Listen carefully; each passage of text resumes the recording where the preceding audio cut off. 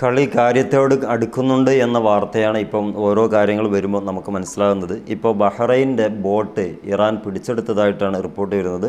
അതിൽ പ്രധാനമായി പറയുന്നത് സ്പൈ വർക്ക് ചെയ്തു എന്നുള്ളതാണ്. ഇറാൻ്റെ ഏറ്റവും പ്രധാനപ്പെട്ട കടൽ നീക്കങ്ങളെക്കുറിച്ച് ഈ ഒരു വിഭാഗം അഥവാ ബഹ്റൈൻ ആസ്ഥാനമായി പ്രവർത്തിക്കുന്ന ചാര വിഭാഗം, ഇസ്രായേലിന് വേണ്ടിയിട്ടും അമേരിക്കയ്ക്ക് വേണ്ടിയിട്ടും പണിയെടുക്കുന്ന ഒരു വിഭാഗത്തിൻ്റെ ബോട്ടാണ് ഇപ്പോൾ പിടിച്ചെടുക്കപ്പെട്ടതെന്നും മാത്രമല്ല ആ ഒരു ആളുകളെയും ആ ബോട്ടിനെയും ഇറാൻ തീരത്തേക്ക് കൊണ്ടുപോവുകയും ചെയ്തു എന്നാണ് ഇൻ്റർനാഷണൽ മീഡിയ ഇപ്പോൾ റിപ്പോർട്ട് ചെയ്യുന്നത്.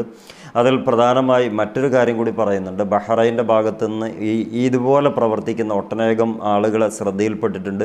ഇനി അങ്ങനെ ഒരു ശ്രദ്ധയിൽ വന്നാൽ ഒന്നുകിൽ ഷൂട്ട് ചെയ്യും അല്ലെങ്കിൽ പിടിച്ച് ബന്ദിയാക്കുകയും അതിൻ്റെ കൃത്യമായ ഒരു രീതിക്കുള്ള ശിക്ഷ ആ രാജ്യത്തിന് അഥവാ ഇറാൻ എന്തൊക്കെയാണോ ശിക്ഷ നടപ്പിലാക്കാൻ കഴിയുക ആ ശിക്ഷ നടപ്പിലാക്കുകയും ചെയ്യുമെന്ന് ഇറാൻ ഭരണകൂടത്തിൻ്റെ ഭാഗമായിട്ട് പുറത്തേക്ക് വരികയും ചെയ്യുന്നുണ്ട്.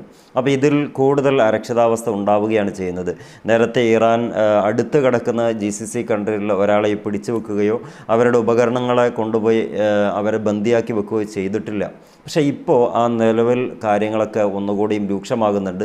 എവിടെയൊക്കെ എന്തൊക്കെ കാര്യങ്ങൾ നടക്കുന്നുണ്ടോ എന്നുള്ളത് സസൂക്ഷ്മം വീക്ഷിക്കാൻ ചൈനയുടെയും അതുപോലെ തന്നെ റഷ്യയുടെയും സഹായത്തോടെ ഇറാന് നന്നായി സാധിക്കുന്നുണ്ടെന്നുള്ള ഇന്നലെ നമ്മൾ വീഡിയോയിൽ പറഞ്ഞതാണ്.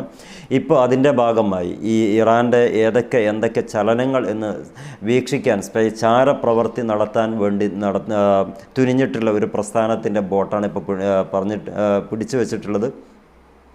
ഇനി അത് മാത്രമല്ല, ഇവരെ പിടിച്ചു കൊണ്ടുപോവുകയും ഈ ബോട്ട് കസ്റ്റഡിയിൽ എടുക്കുകയും ചെയ്തതിന് പിന്നാലെയാണ് ഇതുപോലെയുള്ള പ്രവർത്തനങ്ങൾക്ക് മുന്നോട്ട് വരുന്ന എല്ലാവരെയും ഇറാൻ ഭരണകൂടം പിടിച്ചു വെക്കുകയും ആവശ്യമായ ശിക്ഷാ നടപടികൾ സ്വീകരിക്കുകയും ചെയ്യുമെന്നാണ്.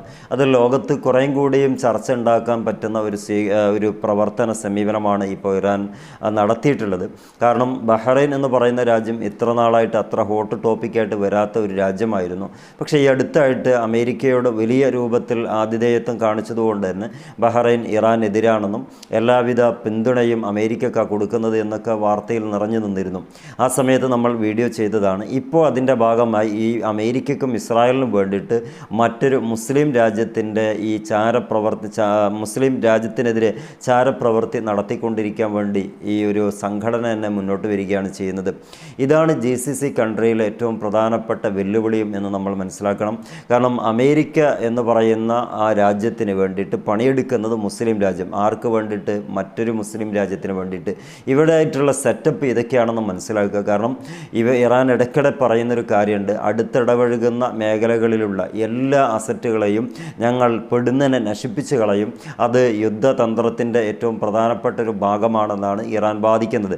ആ വാദത്തിൻ്റെ ലക്ഷ്യം എന്താണെന്ന് വെച്ചാൽ, അതിൻ്റെ രഹസ്യം എന്താണെന്ന് വെച്ചാൽ, ഈ GCC കൺട്രികളിൽ നിന്ന് ഇത്തരം പ്രവർത്തനങ്ങളൊക്കെ പല രാജ്യങ്ങളിൽ നിന്നും ഇറാനെതിരെ പ്രവർത്തിക്കുന്നുണ്ട് എന്ന കണ്ടെത്തലുകളായിരുന്നു.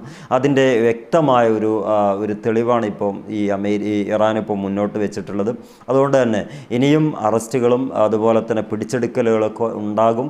അതുകൊണ്ട് നയതന്ത്രപരമായിട്ട് മുന്നോട്ട് പോകാൻ ആഗ്രഹിക്കുന്ന രാജ്യം അത് അവരുടേതായിട്ടുള്ള കാൽക്കീഴിൽ കാര്യമായി മുന്നോട്ട് പോവുക, തൻ്റെ രാജ്യത്തിൻ്റെ കാര്യങ്ങൾ നോക്കി മുന്നോട്ട് പോവുക. ഇറാൻ്റെ വിഷയങ്ങളിൽ നിങ്ങളാരും ഇടപെടേണ്ടതില്ല എന്നാണ് പറഞ്ഞു വെക്കുന്നത്. എന്താണെങ്കിലും ഇങ്ങനെയുള്ള പിടിച്ചടക്കലുകളും അതുപോലെ തന്നെ ബന്ദിയാക്കലൊക്കെ കൂടുതൽ പ്രശ്നങ്ങൾക്ക് കൊണ്ടുപോകും എന്നുള്ളതിൽ യാതൊരു തർക്കവുമില്ല. പക്ഷേ ബഹ്റൈൻ എന്ന് പറയുന്ന രാജ്യം ഇസ്രായേലിനും അതേപോലെ തന്നെ അമേരിക്കയ്ക്കും വേണ്ടി പണിയെടുക്കുന്നു എന്നത് ഒന്നുകൂടിയും സ്ഥിരീകരിക്കുന്ന രീതിക്കുള്ള വാർത്തയാണ് ഇപ്പോൾ വന്നിട്ടുള്ളത്. കാത്തിരിക്കാം എന്തൊക്കെയാണ് പുതിയ വാർത്തയായിട്ട്. നമുക്ക് ഓരോ മണിക്കൂറിൽ പറ്റുമെങ്കിൽ ആ ഒരു അപ്ഡേഷൻ ചെയ്യാൻ ആഗ്രഹിക്കുന്നുണ്ട്. പറ്റുന്നവരൊക്കെ ചാനൽ ഫോളോ അപ്പ് ചെയ്യുക. ഇനി കൂടുതൽ രൂക്ഷമാകുന്ന സ്ഥിതി വിശേഷത്തിലേക്കാണ് പോകുന്നത്.